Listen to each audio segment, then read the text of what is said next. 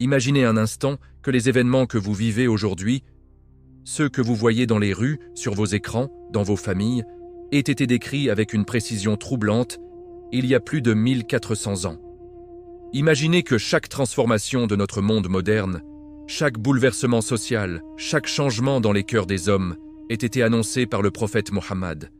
Que la paix et les bénédictions d'Allah soient sur lui. Ce que vous vous apprêtez à entendre n'est pas une simple théorie ni une interprétation fantaisiste. Ce sont des signes authentiques, tirés des hadiths les plus fiables, des paroles du messager d'Allah lui-même, des signes qui se déploient sous nos yeux en ce moment même. Avant de plonger dans ce récit qui pourrait bien transformer votre regard sur le monde qui vous entoure, je vous invite sincèrement à vous abonner à cette chaîne. Pourquoi ? Parce que ces savoirs précieux, ces rappels qui nourrissent l'âme et fortifient la foi, méritent d'être partagés avec le plus grand nombre. En vous abonnant, vous ne faites pas qu'ajouter un chiffre à une statistique, vous rejoignez une communauté de croyants qui cherchent la vérité et la guider dans les paroles des prophètes. Et si ce récit touche votre cœur, si ces mots résonnent en vous comme un écho de vérité, alors partagez cette vidéo avec vos proches, avec vos frères et sœurs en islam, car transmettre le savoir est une aumône qui ne cesse jamais de porter ses fruits. Revenons maintenant à notre époque, à ce temps où tout semble accéléré, où les repères se brouillent, où les certitudes d'hier deviennent les doutes d'aujourd'hui. Le prophète Mohammed, que la paix et les bénédictions d'Allah soient sur lui, nous a averti que viendrait un temps où l'islam commencerait comme quelque chose d'étrange et redeviendrait étrange comme il l'était au début. Un temps où tenir sa religion serait comme tenir une braise ardente dans la paume de sa main. Ce temps, mes frères et sœurs, n'est-il pas déjà là ? Le premier signe qui frappe avec une évidence troublante est celui de la disparition progressive du savoir religieux authentique. Le prophète, que la paix et les bénédictions d'Allah soient sur lui, a dit dans un hadith rapporté par Bukhari et Muslim que Allah ne retire pas le savoir en l'arrachant des cœurs des gens, mais il le retire en reprenant les savants, jusqu'à ce qu'il ne reste plus aucun savant. Les gens prendront alors des ignorants comme chefs, qui seront interrogés et donneront des avis juridiques sans science, s'égarant eux-mêmes et égarant les autres. Observez autour de vous. Combien de personnes aujourd'hui tirent leur compréhension de l'islam non pas des savants authentiques qui ont consacré leur vie à l'étude des sciences islamiques, mais de prédicateurs improvisés sur les réseaux sociaux de vidéos sensationnalistes qui privilégient les vues au-dessus de la vérité? Combien d'avis contradictoires circulent, semant la confusion dans les cœurs des croyants sincères? Les vrais savants, ceux qui possèdent la chaîne de transmission ininterrompue depuis les compagnons, deviennent de plus en plus rares, tandis que les voix les plus fortes ne sont pas nécessairement les plus savantes.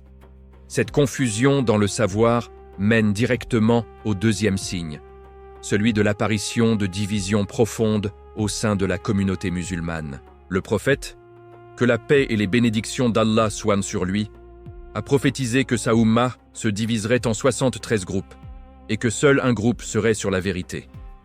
Aujourd'hui, regardez la réalité de notre communauté. Les musulmans se divisent non seulement sur des questions de jurisprudence légitime, ce qui a toujours existé et qui est une miséricorde, mais sur des fondements même de la croyance.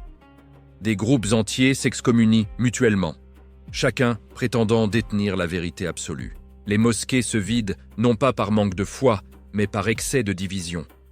Les frères ne se parlent plus à cause de divergences d'opinion sur des questions secondaires, oubliant que l'islam est d'abord amour, fraternité et miséricorde. Cette fragmentation de l'Ummah, cette incapacité à s'unir sur l'essentiel tout en acceptant les différences sur les détails, n'est-elle pas le signe clair que nous vivons l'époque décrite par le prophète ? Le troisième signe nous touche au cœur même de la structure sociale. Le prophète, que la paix et les bénédictions d'Allah soient sur lui, a annoncé un temps où l'on verrait les va-nu-pieds, les miséreux, les bergers de moutons rivaliser dans la construction de hautes tours. Ce hadith authentique rapporté par Muslim décrit une transformation économique et sociale spectaculaire. N'est-ce pas exactement ce que nous voyons dans certaines régions du monde musulman ?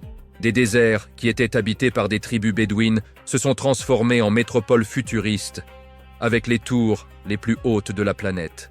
Des peuples qui, il y a quelques générations, vivaient dans la simplicité et la modestie, rivalisent maintenant dans l'ostentation et la grandeur architecturale. Ce signe ne porte aucun jugement sur ces peuples eux-mêmes, car Allah élève qui il veut et abaisse qui il veut. Mais c'est l'accomplissement littéral d'une prophétie énoncée il y a plus de 1400 ans. Comment le prophète, que la paix et les bénédictions d'Allah soient sur lui, aurait-il pu savoir qu'une telle transformation se produirait, si ce n'est par révélation divine? Le quatrième signe concerne les relations familiales et sociales, le fondement même de toute civilisation. Le prophète, que la paix et les bénédictions d'Allah soient sur lui, a décrit un temps où les liens de parenté seraient rompus, où les enfants désobéiraient à leurs parents, où l'homme suivrait les passions de son épouse et désobéirait à sa mère. Regardez autour de vous avec honnêteté. Combien de familles sont déchirées par des querelles d'héritage? Combien d'enfants ne rendent plus visite à leurs parents âgés, les plaçant dans des institutions plutôt que de s'occuper d'eux comme Allah nous l'a ordonné? La notion même de respect filial, autrefois pierre angulaire de nos sociétés, s'érode progressivement sous l'influence d'un individualisme qui place le moi au-dessus de tout. Le prophète a également mentionné que le temps viendra où les gens se salueront seulement ceux qu'ils connaissent, abandonnant le salam universel entre musulmans. N'est-ce pas devenu la norme dans nos grandes villes, où nous croisons des centaines de visages musulmans chaque jour sans échanger le moindre salut de paix? Cette froideur sociale, cette rupture des liens de fraternité en islam, est un signe clair de la fin des temps. Le cinquième signe touche au cœur de la foi elle-même, à la relation entre l'homme et son Créateur. Le prophète, que la paix et les bénédictions d'Allah soient sur lui, a averti qu'un temps viendrait où l'hypocrisie se répandrait, au point que l'homme se lèvera croyant et se couchera mécréant, ou se couchera croyant et se lèvera mécréant. Il parlait d'une époque où la foi dans les cœurs deviendrait si faible, si instable, qu'elle vacillerait au gré des tentations et des épreuves. Observez combien de personnes aujourd'hui pratiquent l'islam par habitude sociale plutôt que par conviction profonde. Combien abandonnent leur religion dès qu'ils font face à la moindre difficulté ou à la moindre moquerie. Le prophète a également mentionné que viendrait un temps où le croyant sincère serait considéré comme étrange, où pratiquer sa religion ouvertement exposerait à la raillerie et à l'incompréhension, même au sein de la communauté musulmane. Dans de nombreux pays musulmans aujourd'hui, celui qui prie régulièrement à la mosquée, qui jeûne volontairement les lundis et jeudis, qui baisse le regard et évite les choses interdites, est parfois regardé comme un extrémiste ou un arriéré. Cette inversion des valeurs, où le bien devient étrange et le mal normalisé, est l'un des signes les plus douloureux de notre époque. Le sixième signe concerne la propagation de la débauche et l'abandon de la pudeur. Le prophète, que la paix et les bénédictions d'Allah soient sur lui, a dit dans un hadith authentique que parmi les signes de l'heure, l'adultère et la fornication se répandront au point de devenir publics sans que personne ne s'en offusque. Il a également mentionné que les femmes seraient habillées mais nues, c'est-à-dire portant des vêtements qui ne couvrent pas vraiment, ou qui révèlent plus qu'ils ne cachent. Aujourd'hui, la pudeur est devenue un concept presque risible dans de nombreuses sociétés. Les relations interdites sont non seulement acceptées, mais célébrées, glorifiées dans les films, les séries, la musique. Les vêtements deviennent de plus en plus révélateurs, et ceux qui choisissent de se couvrir par obéissance à Allah sont parfois stigmatisés ou interdits dans certains espaces publics. Le prophète a également averti que l'homosexualité se répandrait au point de devenir visible publiquement, et que les gens ne s'en offusqueraient plus. Sans porter de jugement sur les individus, car seul Allah juge les cœurs, nous devons reconnaître que la normalisation sociale de ces pratiques dans de nombreuses parties du monde, y compris dans certaines communautés musulmanes, correspond exactement à ce qui a été prophétisé. Ce n'est pas de la haine de le constater, c'est simplement reconnaître l'accomplissement d'un signe annoncé. Le septième et dernier signe que nous aborderons aujourd'hui concerne l'accélération du temps lui-même.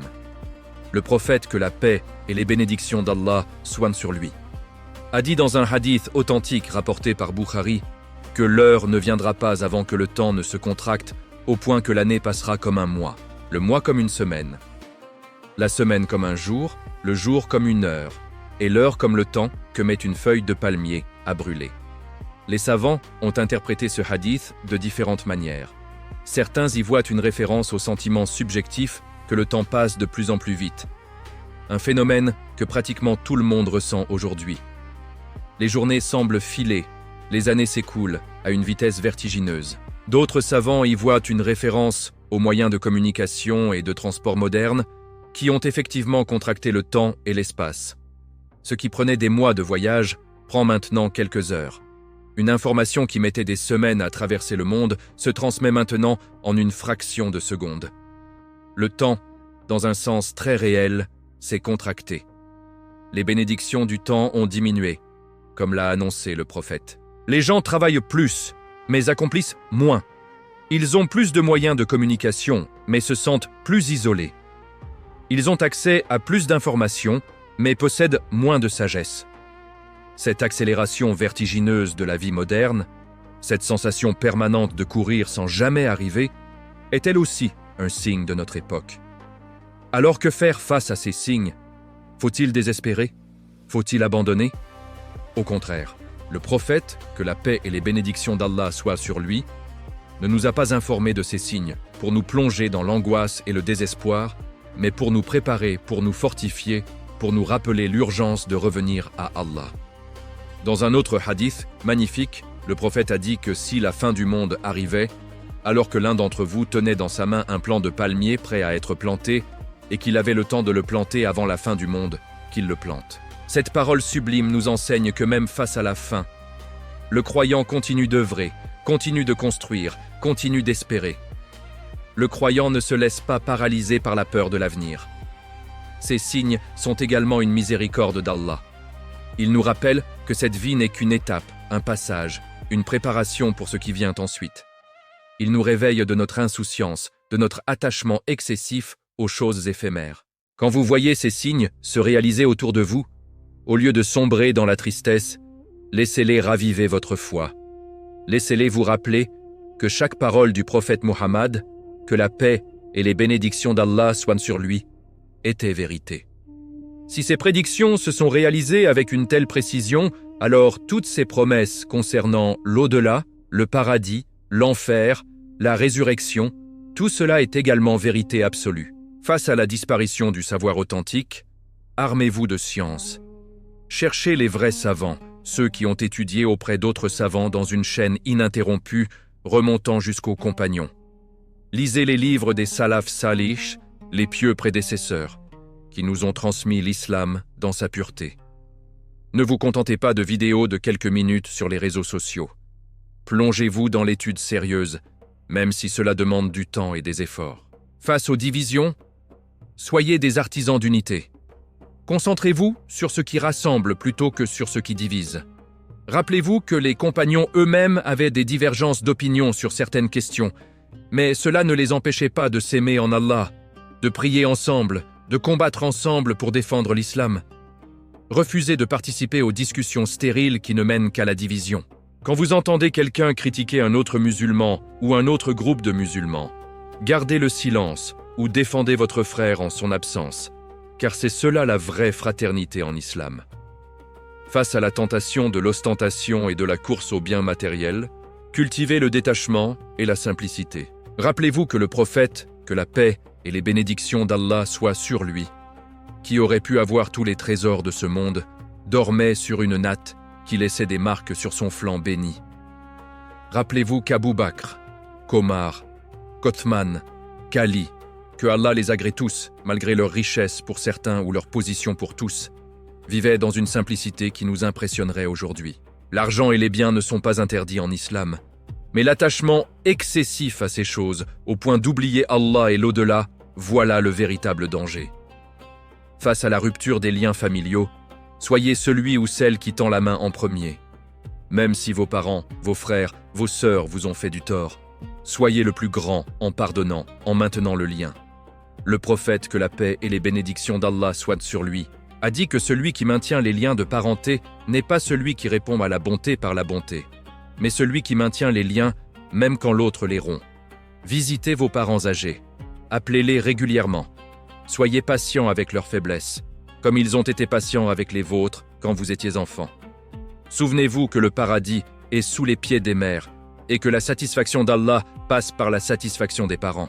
Face à l'affaiblissement de la foi dans les cœurs, multipliez les actes d'adoration, car la foi augmente par l'obéissance et diminue par la désobéissance. Soyez réguliers dans vos 5 prières quotidiennes, car elles sont le lien direct entre vous et votre Créateur. Lisez le Coran quotidiennement, ne serait-ce qu'une page, car c'est la parole d'Allah qui illumine les cœurs et dissipe les ténèbres du doute. Jeûnez volontairement les lundis et jeudis, si vous le pouvez, ou les 3 jours blancs de chaque mois lunaire. Donnez l'aumône, même si c'est peu, car elle purifie l'âme et augmente la foi. Multipliez le dhikr, le rappel d'Allah, en toute occasion, car c'est la nourriture du cœur. Face à la propagation de la débauche, soyez des gardiens de votre chasteté et de votre pudeur. Préservez vos regards, car les yeux commettent l'adultère en regardant ce qui est interdit. Préservez vos oreilles des chansons et des paroles vulgaires qui empoisonnent l'âme. Préservez vos mains des écrans qui vous exposent à ce qu'Allah a interdit. Mariez-vous jeune si vous le pouvez, car le mariage est protection de la religion. Et si vous avez déjà commis des péchés dans ce domaine, sachez que la porte du repentir est toujours ouverte. Allah aime ceux qui se repentent et se purifient. Ne désespérez jamais de la miséricorde d'Allah, car celui qui désespère de la miséricorde d'Allah, c'est lui le véritable perdant. Face à l'accélération du temps et à la perte de ses bénédictions, simplifiez votre vie. Désencombrez-la des occupations futiles qui consument votre temps sans apporter de réels bénéfices. Éteignez ces écrans qui avalent vos heures sans que vous vous en rendiez compte. Établissez des priorités claires dans votre vie, en plaçant Allah et l'au-delà au sommet.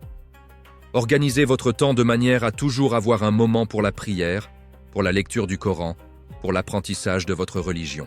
Car le temps est votre vie. Et chaque instant qui passe sans que vous ne vous rapprochiez d'Allah est un instant perdu pour l'éternité.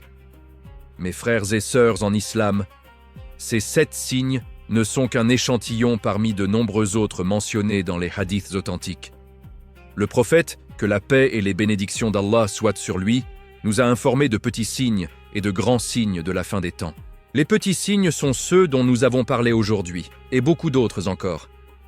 Quant aux grands signes, ils comprennent l'apparition du Dajjal, l'Antéchrist, la descente de Issa ibn Maryam, Jésus, fils de Marie, que la paix soit sur lui, l'apparition de Gog et Magog, le lever du soleil à l'ouest, et d'autres événements cataclysmiques qui marqueront véritablement les derniers jours de ce monde. Ces grands signes ne sont pas encore apparus, mais les petits signes que nous vivons aujourd'hui nous annoncent que le jour des grands signes se rapproche. Mais voici la question la plus importante, celle qui devrait résonner dans le cœur de chaque croyant en cette nuit, ou en ce jour où vous m'écoutez. Si la fin des temps est proche, si tous ces signes se réalisent sous nos yeux, alors où en suis-je dans ma relation avec Allah? Si je devais mourir cette nuit, si mon âme devait être retirée de mon corps avant l'aube, suis-je prêt à rencontrer mon Seigneur? Ai-je préparé des provisions pour ce long voyage? Car en vérité, chacun de nous rencontrera sa propre fin bien avant la fin du monde. Chacun de nous devra rendre compte de sa vie, de ses actes, de ses paroles, de ses pensées. Chacun de nous goûtera à la mort, que nous soyons riches ou pauvres, puissants ou faibles, jeunes ou vieux. Le prophète, que la paix et les bénédictions d'Allah soient sur lui, passait des nuits entières en prière, malgré que tous ses péchés passés et futurs lui aient été pardonnés. Quand on lui demandait pourquoi il se fatiguait ainsi, il répondait avec cette phrase magnifique qui devrait être gravée dans nos cœurs. Ne devrais-je pas être un serviteur reconnaissant? Voilà la vraie question, mes frères et sœurs. Face à tous ces bienfaits qu'Allah nous a accordés, la vue, l'ouïe, la santé, la nourriture, la sécurité, la foi en islam, ne devrions-nous pas être des serviteurs reconnaissants? Ne devrions-nous pas consacrer nos vies à l'adorer, lui seul, sans rien lui associer? Ces signes de la fin des temps ne sont pas là pour nous effrayer, mais pour nous éveiller. Ils sont comme une alarme qui retentit pour réveiller celui qui dort. Celui qui est déjà éveillé, qui est déjà sur le bon chemin. Ces signes ne font que renforcer sa certitude et augmenter sa gratitude envers Allah qui l'a guidé. Quant à celui qui dort encore dans l'insouciance, qui s'est laissé séduire par les illusions de ce bas monde, qui a mis Allah en dernier dans sa liste de priorités, que ces signes soient pour lui un réveil brutal, mais salvateur. Car il vaut mieux se réveiller maintenant, alors qu'il reste encore du temps pour se repentir et se corriger, que de se réveiller dans la tombe où il n'y aura plus aucune possibilité de retour en arrière. Rappelez-vous que Allah n'a pas besoin de nous. C'est nous qui avons désespérément besoin de lui à chaque instant. Chaque battement de votre cœur, chaque respiration que vous prenez, chaque clignement de vos yeux se produit par sa permission et sa volonté. Si Allah voulait, il pourrait nous anéantir et créer de nouvelles créatures qu'il adorerait sans se lasser. Mais dans sa miséricorde infinie, il nous donne chance après chance, jour après jour, pour revenir à lui. Il nous envoie des signes, des rappels, des épreuves qui sont autant d'invitations à retourner vers lui.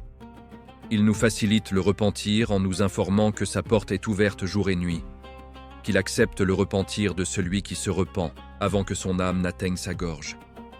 Quelle miséricorde! Quel Seigneur généreux et patient avons-nous! Alors aujourd'hui, en cette fin de récit, je vous lance un défi pour votre propre bien, pour votre propre salut. Commencez dès maintenant, dès la fin de cette vidéo, à faire un petit changement dans votre vie. Un seul changement, mais constant et sincère. Peut-être accomplir vos 5 prières quotidiennes à l'heure, si vous ne le faites pas encore. Peut-être lire une page du Coran chaque jour. Peut-être appeler votre mère ou votre père chaque soir pour prendre de leurs nouvelles. Peut-être donner une petite aumône quotidienne, même si c'est l'équivalent d'1 €. Peut-être abandonner un péché que vous commettez régulièrement. Un seul changement, mais maintenez-le, car les actes les plus aimés d'Allah sont ceux qui sont réguliers, même s'ils sont petits. Et rappelez-vous, mes frères et sœurs, que ce monde n'est qu'un instant fugace comparé à l'éternité qui nous attend. Dans 100 ans, aucun de ceux qui regardent cette vidéo ne sera plus sur cette terre. Nous serons tous sous terre, dans nos tombes, attendant le jour du jugement. À ce moment-là, qu'est-ce qui aura vraiment compté? La maison que vous possédiez? La voiture que vous conduisiez? Le nombre de followers que vous aviez sur les réseaux sociaux? Le diplôme accroché au mur? Non, rien de tout cela n'aura la moindre importance. La seule chose qui comptera sera ce que vous avez fait pour Allah, les prières que vous avez accomplies, les aumônes que vous avez données, les liens familiaux que vous avez préservés, les cœurs que vous avez touchés par vos bonnes paroles et vos nobles actions. Le prophète, que la paix et les bénédictions d'Allah soient sur lui, nous a informé que 3 choses suivent le mort jusqu'à sa tombe: sa famille, ses biens et ses œuvres. Puis, 2 choses retournent: sa famille et ses biens. Et une seule chose reste avec lui, ses œuvres. Vos parents, vos enfants, votre conjoint, aussi chers soient-ils, retourneront à leur vie après vous avoir enterré. Votre argent, vos possessions, tout ce pourquoi vous avez peut-être travaillé si dur, restera dans ce monde. Seules vos bonnes et vos mauvaises actions descendront avec vous dans la tombe. Elles seront votre compagnon dans cette solitude absolue. Alors, quel compagnon préparez-vous pour ce voyage? Ces signes de la fin des temps sont aussi des signes de miséricorde. Car ils nous donnent l'opportunité de nous préparer, de nous corriger, de revenir vers Allah avant qu'il ne soit trop tard. Ils sont comme des panneaux sur l'autoroute qui nous indiquent que la sortie approche. Celui qui est intelligent ralentit, se prépare, prend la bonne direction. Celui qui est insouciant continue à foncer sans faire attention jusqu'à ce qu'il soit trop tard et qu'il rate sa sortie pour l'éternité. N'oubliez jamais que la vie est courte, que la mort est certaine, que le jour du jugement est inévitable, que le paradis est réel et que l'enfer est réel également. Ces vérités fondamentales ne changent pas selon les modes et les époques. Elles étaient vraies du temps d'Adam, que la paix soit sur lui. Elles étaient vraies du temps de Noé, d'Abraham, de Moïse, de Jésus. Que la paix soit sur eux, tous elles étaient vraies du temps de Muhammad. Que la paix et les bénédictions d'Allah soient sur lui, et elles restent vraies aujourd'hui, et le resteront jusqu'à ce qu'Allah hérite de la terre et de tout ce qui s'y trouve. Alors, réveillez-vous, ô âme insouciante. Réveillez-vous avant que ne vienne le jour où le regret ne servira plus à rien. Réveillez-vous avant que l'ange de la mort ne frappe à votre porte.